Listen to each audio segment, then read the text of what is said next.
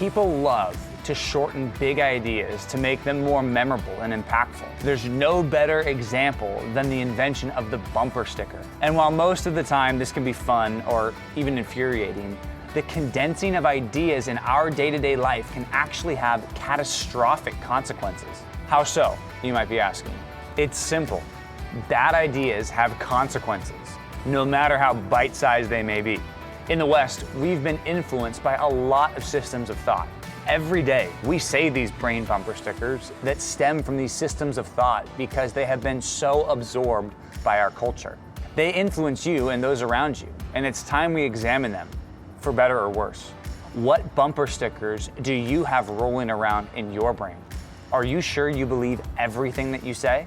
Let's see if you have any bits of romanticism posted to the bumper of your brain.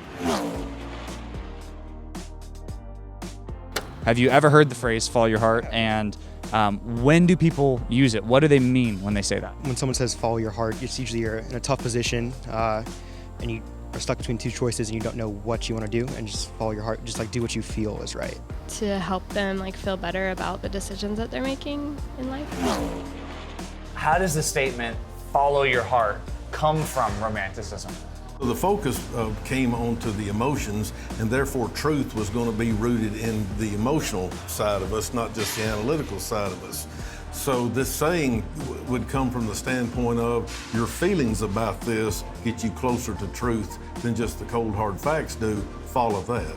Is there anything dangerous about following your heart? Our hearts are deceitful.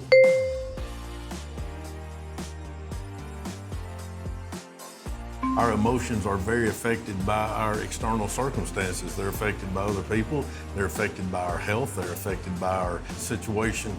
There are all kinds of things that play on the emotions, and the emotions are very temporary. Believe in yourself. What does that mean? How do people use that phrase? Just make sure that you're your number one supporter and that you're following what you want to do. Look inwardly for your confidence and believe that whatever you're doing is right, or whatever decisions you're making is correct. How does saying believe in yourself come from romanticism? Romanticism just hammers home this idea that's what you need to trust in. You need to trust in how you're reacting to this, not particularly what this is, whatever it may be. So the believe in yourself, trust that first. Your emotions to this situation takes precedence over maybe the cold hard facts you don't like. Is it safe for someone to act out of believing in themselves? Sometimes. I mean, if I'm coaching a football team that maybe on paper the experts are saying they're not as good as the team we're going to play, yeah, I want to pull that team aside and say, hey, believe in the training, believe in what you've been taught to do, believe in what you've learned how to do, and we can go out here and be very competitive. So in those kind of contexts, I wouldn't say that that's fraught with danger. I think where the danger comes in is when we believe in ourselves to the exclusion of all other information that we may be receiving. The phrase, you only live once. How do people use that? What does that mean? I feel like that's something you say before you do something stupid. When they're about to do something kind of crazy, or maybe something that they normally wouldn't do, they're like, oh, you only live once, just do it. If I said you only live once, would that make me a romantic?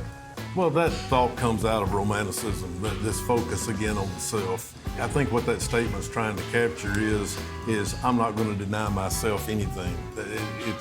I am going to grab everything I think I want to do. I get one shot at this, I'm going to do it.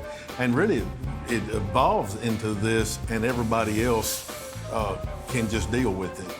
Are there any dangers to believing you only live once? Well, it's true. You do only live once. I don't know that that's dangerous just in and of itself. But if it causes us to make bad decisions, and decisions that not only are detrimental to ourselves, but detrimental to those who are around us, our families, so on and so forth, then yes, there's a lot of dangers in that. Be your authentic self. What does that usually mean when people use that? Be your authentic self is don't be fake towards other people. Just dress how you want, act how you want, but still be respectful in a way. Don't try to be someone you're not. Don't try to conform or anything. I've seen the phrase, be your authentic self, all over the place. How does be your authentic self relate to romanticism? What else that came out of romanticism was that now you are going to be the arbiter of your truth. You're going to decide what's true for you. You're going to decide what reality is for you.